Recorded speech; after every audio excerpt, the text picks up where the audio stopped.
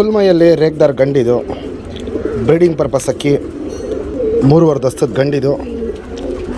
ಇದರಲ್ಲಿ ಪಟ್ಟ ಪರ್ಫಾರ್ಮೆನ್ಸು 5-5.5 ಗಂಟೆ 6 ಗಂಟೆ ತನಕ ಬಂದಿದೆ.